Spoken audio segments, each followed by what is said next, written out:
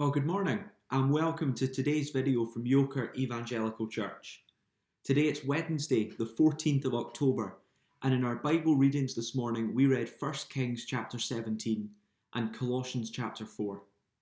I want to look at 1 Kings 17 in this video because it is a story that shows us God's compassion on the lowly.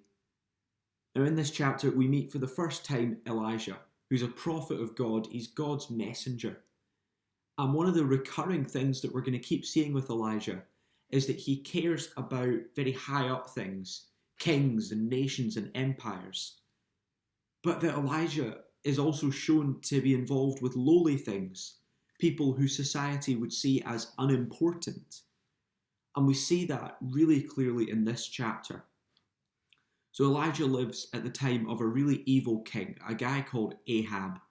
And we're told in the previous chapter, in chapter 16, verse 33, Ahab also made an Asherah pole and did more to arouse the anger of the Lord, the God of Israel, than did all the kings of Israel before him. Ahab was the worst king that Israel ever had. And so God sends a messenger to him. We find out God is concerned about this bad king Ahab, that he sends Elijah. We read that in verse 1. Now Elijah the Tishbite, from Tishbe in Gilead, said to Ahab, "As the Lord, the God of Israel lives, whom I serve, there will be neither dew nor rain in the next few years, except at my word." God is concerned about this high king who is totally evil, that he sends one of his messengers to him. And he causes this famine to go throughout the land as a consequence of Ahab's evil. You see, God, he cares about the high up things. And this is the kind of thing that we expect God to do. We expect God to interact with these kind of nation level things, the things that impact thousands and millions of people. We expect God to be involved in that. And yet I love how in this chapter that is contrasted with God's concern for the lowly. So as the famine is going on, Elijah goes and he hides by a stream. He's fed by ravens. But one day the stream dries up and God tells him this. Sometime later the brook dried up because there had been no rain in the land. Then the word of the Lord came to him. Go at once to Zarephath in the region of Sidon and stay there. I have instructed a widow there to supply you with food.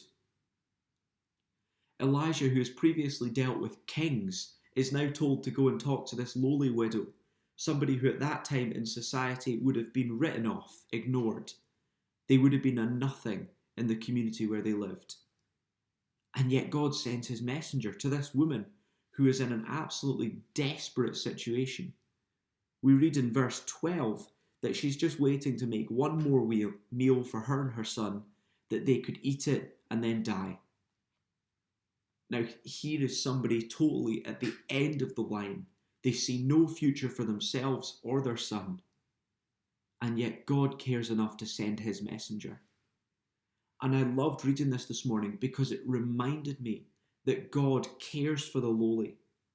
God provides help to this woman. He gives her this miraculous supply of food that never runs out. He even brings her son back to life. God cares about high up stuff. He cares about nation level things. But he also cares for the lowly, for those who we might think are not important. It's helpful for us to remember when we feel not important that God cares just as much about the individual as he does about the nations as a whole.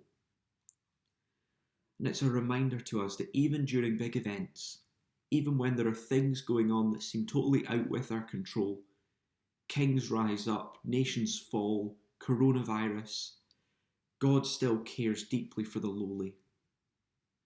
We might wrongly think that God doesn't care, and yet he cared enough about this widow to send his messenger Elijah, and he cared enough about us to send his son Jesus. He sent Jesus to die on a cross, to take our punishment so that we might be brought back to him.